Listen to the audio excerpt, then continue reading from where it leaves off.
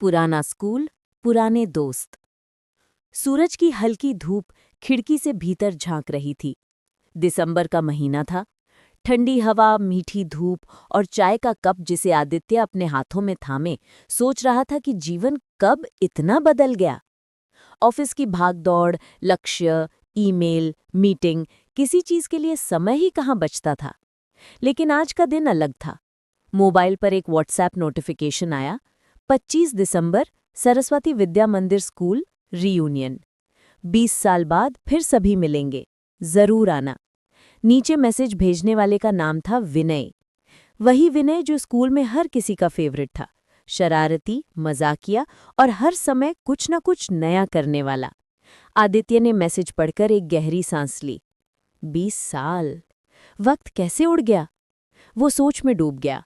School की गलियां, मैदान, वो पीली बिल्डिंग, वो घंटी, क्लास मॉनिटर बनना, टीचर की डांट, लंच बॉक्स की खुशबू, सब कुछ एक फिल्म की तरह सामने घूमने लगा।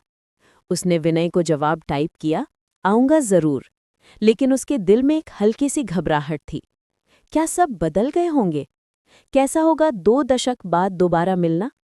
यही सोचते हुए उसने चाय खत्म की और तैयारी शुरू की। पुरानी यादों की तरफ लौटने की तैयारी, पुरानी यादों की तरफ लौटने की। रीयूनियन वाले दिन आदित्य सुबह ही निकल पड़ा।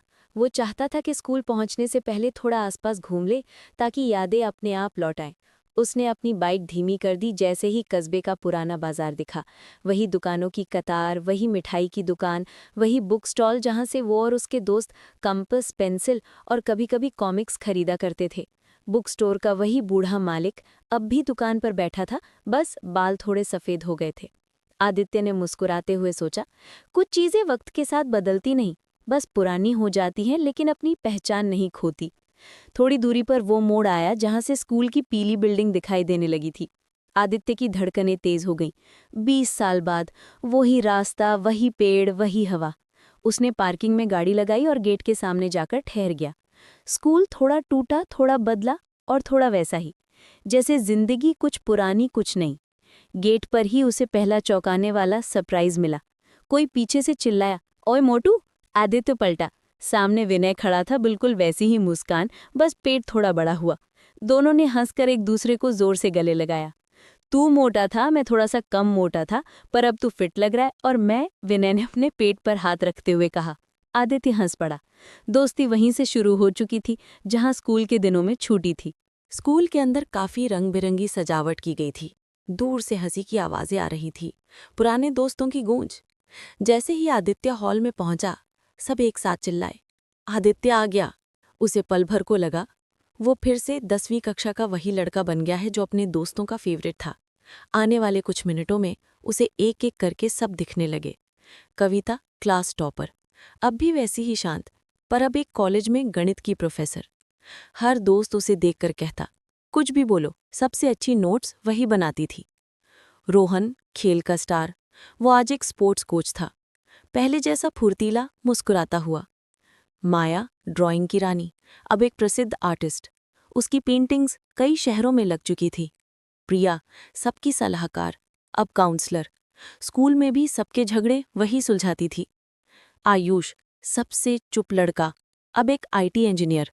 उसने कहा, मैं आज भी चुप ही हूं, बस कोडिंग थोड़ी तेज कर ली है। सब हंस पड़े। दोस्तों ने मिलकर एक बड़ा ग्रुप फोटो लिया। कोई शिकायती भाव नहीं, कोई अहंकार नहीं, बस उसी उम्र की मासूमियत और प्यार का स्पर्श। स्कूल की वही पुरानी सीढ़ियां, वही जगह जहां वे लंच खाया करते, मजाक करते और सपने देखते। आदित्य और उसके दोस्त वहीं जाकर बैठ गए। विनय ने कहा, चलो अब शुरू करते हैं वो किस्से जो सबने सबसे पहले याद किए होंगे। आदित्य हंस पड़ा, मतलब मेरी वो नोटबुक वाली घटना? सब जोर से हंसने लगे। किस्सा 1, नोटबुक का रहस्य। जब आदित्य 8वीं में था, एक दिन उसकी नोटबुक गायब हो गई थी। उसने खूब ढूंढा, मगर नहीं मिली। आखिरकार पता चला कि विनय और रोहन ने उसे क्लास मॉनिटर को परेशान करने के लिए गुप्त चिट्ठियां लिखने के लिए इस्तेमाल किया था। टीचर ने पूरे क्लास की डांट लगाई थी, लेकिन उस दिन के बाद आदित्य क्लास का सबसे फेमस लड़का बन गया। किस्सा 2, टिफिन चोर गैंग। स्कूल में एक समय था जब किसी का टिफिन सुरक्षित नहीं रहता था। सबको लगता था कोई रहस्यमय टिफिन चोर है। और जब सच सामने आया तो पता चला वो गैंग खुद आदित्य, विनय और रोहन था। कविता ने गुस्से में कहा, मेरी माँ के पराठे तुम लोग खा जाते थे? रोहन बोला, अरे बहुत स्वादिष्ट होते थे, रोकते कैसे खुद को? सब फिर हंस पड़े। किस्सा 3, वो अधूरा प्रेम पत्र। माया अचानक बोली, और आदित्य, तुम्हारा वो प्रेम पत्र? आदित्य शर्मा गया। सब चिल्लाए, बताओ बताओ। आदित्य ने सिर खुजलाते हुए कहा, 12वीं में था ना, मैंने एक लड़की को पसंद किया था, लिखा भी था सब कुछ, पर देने की हिम्मत ही नहीं हुई। प्रिया बोली, वही तो सबसे प्यारी याद होती है, जो कभी पूरी नहीं होती। उस पल हंसी थोड़ी कम हुई और हल्की सी उदासी हवा में तैर गई। सभी ने ये तय किया कि वे स्कूल का पूरा राउंड लगाएंगे। विज्ञान प्रयोगशाला, लैब। वहां पहुंचते ही रोहन ने डेस्क पर हाथ मारा। याद है, एक बार प्रैक्टिकल के दौरान आग लगते लगते बची थी। सबने हंसते हुए सहमति में सिर हिलाया। वो छोटी सी घटना आज भी उन्हें रोमांचित कर देती थी। Computer room. आयुष ने कहा, यहीं से मेरी जिंदगी की दिशा बदली, पहला कंप्यूटर देखा था यहीं। खेल का मैदान। रोहन को देखते ही दोस्तों ने फिर मजाक किया, ये तो स्कूल की टीम का सूरमा था, पर कभी फुटबॉल अपने घर नहीं ले जाता था। रोहन बोला, क्योंकि माँ कहती थी, बाल तोड़ देगा, पढ़ाई कर। वही पुराना नीम का पेड़। ये जगह सबसे खास थी। यहीं बैठकर उन्होंने सपने देखे थे, इंजीनियर बनना है, टीचर बनना है, क्रिकेटर बनना है, दुनिया घूमना है। लेकिन किसी ने भी ये सपना नहीं देखा था कि एक दिन सब अपने अपने रास्तों में इतने खो जाएंगे कि मिलने का समय निकालना भी मुश्किल हो जाएगा। शाम ढल रही थी, हवा में हल्की ठंडक थी और मन में गरम यादों की लहरें। अचानक स्कूल के प्रिंसिपल शर्मा सर हॉल में आए।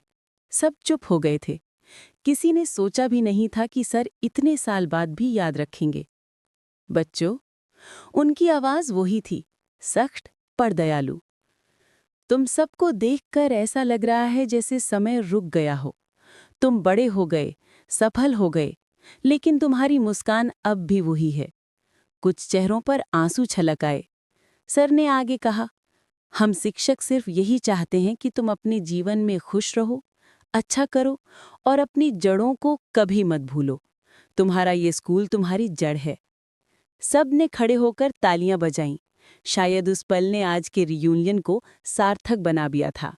रीयूनियन लगभग खत्म हो चुका था। सब एक दूसरे से वादा कर रहे थे कि दोबारा इतना लंबा वक्त नहीं गुजरने देंगे।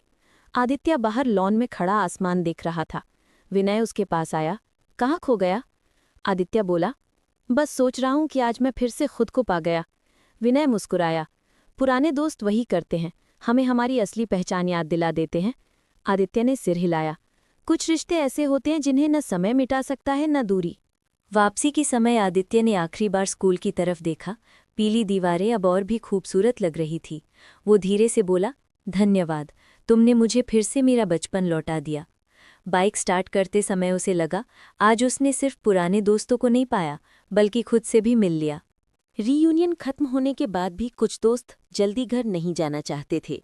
स्कूल की कैंटीन, जो कभी चाय और सेव नमकीन के लिए मशहूर थी, आज फिर एक शाम के लिए खोली गई थी। आदित्य, विनय, माया, कविता, रोहन और प्रिया सभी वहीं बैठ गए। चाय की खुशबू हवा में घुली थी और उसी खुशबू के साथ एक पुरानी याद भी लौट आई। माया ने धीरे से पूछा, आदित्य, उस लड़की का नाम क्या था? सबकी आंखें उसी पर टिक गईं। आदित्य मुस्कुराया, लेकिन आंखों में थोड़ी झिझक भी थी। नाम तो याद है, याद कैसे नहीं होगा, लेकिन पता नहीं आज वो कहाँ है, कैसी है। विनय बोला, तूने कभी खोजा नहीं? आदित्य ने सूने स्वर में कहा, कभी हिम्मत ही नहीं हुई। प्यार था पर बोल नहीं पाया। जिंदगी आगे बढ़ गई, लेकिन कुछ सवाल वहीं छूट गए। कुछ पलों की चुप्पी छा गई। तभी एक आवाज आई, तो आज जवाब ले लो। सबने मुड़कर देखा। कैंटीन के दरवाजे पर एक महिला खड़ी थी। सादगी से भरा सलवार कमीज, कंधे पर बैग और चेहरे पर हल्की मुस्कान। अनामिका? आदित्य चौंक गया। ये वही नाम था, वही लड़की जिसे उसने कभी चुपचाप पसंद किया था, जिसके लिए प्रेम पत्र लिखा था पर कभी दिया नहीं। विनय उछल पड़ा, अब तो कहानी पूरी होगी। सब उसके लिए जगह बनाकर बैठ गए। अनामिका ने आदित्य को देखते हुए कहा, तुम बहुत बदल गए हो, पर आंखें बिल्कुल नहीं बदली। आदित्य के पास शब्द ही नहीं थे। वो हल्के से मुस्कुरा दिया। कविता ने पूछा, तुम यहाँ कैसे आई? तुम तो दूसरे शहर चली गई थी, है ना? अनामिका बोली, हाँ, चली गई थी, पर रीयूनियन का मैसेज मिला तो दिल ने कहा जाना चाहिए। आदित्य ने हिम्मत जुटाते हुए पूछा, और जिंदगी कैसी चल रही है? उसके चेहरे पर एक ठहराव आया। फिर बोली, शायद सभी की तरह, अच्छी भी, मुश्किल भी। माया ने धीरे से पूछा, शादी वगैरह? अनामिका ने सिर हिलाया, नहीं, जिंदगी ने कुछ और मोड़ ले लिए। ये सुनकर दोस्तों को थोड़ा आश्चर्य हुआ, लेकिन किसी ने ज्यादा सवाल नहीं किया। आदित्य के भीतर कई अधूरी बातें जाग चुकी थी। वो पहली बार उससे इतनी सहजता से बातें कर रहा था। अनामिका और आदित्य थोड़ी देर लॉन में जाकर अकेले बैठ गए। आसमान में तारे थे, ठंडी हवा थी और वही पुरानी धड़कनें जो कभी नहीं बदली थी। अनामिका बोली, तुम बोलते क्यों नहीं थे? तुम हमेशा चुप रहते थे। आदित्य ने हंसते हुए कहा, क्योंकि डरता था कि तुम्हें खो दूंगा। और चुप रहकर पा लिया क्या? अनामिका ने पलटकर पूछा। आदित्य चुप। उसे अपने ही शब्दों में जवाब मिल गया। कुछ देर बाद अनामिका बोली, मुझे भी पता था कि तुम मुझे पसंद करते हो, पर मैं चाहती थी कि एक बार तुम कहो, एक बार बस कह देते तो शायद कहानी कुछ और होती। आदित्य को ये सुनकर जैसे दिल पर चोट लगी। 20 साल की चुप्पी अचानक बहुत भारी लगने लगी। वो बोला, अब भी कह सकता हूं, अगर कहने से कुछ बदलता हो तो। अनामिका ने मुस्कुराकर कहा, कुछ बातें बदलने के लिए नहीं, समझने के लिए होती हैं। दोनों के बीच एक सुकून भरी खामोशी छा गई। दूसरे दोस्त थोड़ी दूरी से दोनों को देखते रहे। विनय बोला, देखो, स्कूल का जादू है ये, हर किसी को उसकी कहानी से फिर मिलाता है। रोहन बोला, पर हर कहानी पूरी नहीं होती, कुछ याद ही बनकर रह जाती हैं। प्रिया बोली, यही तो जिंदगी है, अगर सब पूरा हो जाए तो भावनाओं की कीमत ही खत्म हो जाए। सभी सहमति में सिर हिलाते हैं। दोस्तों ने मिलकर उनके लिए चाय भेजी।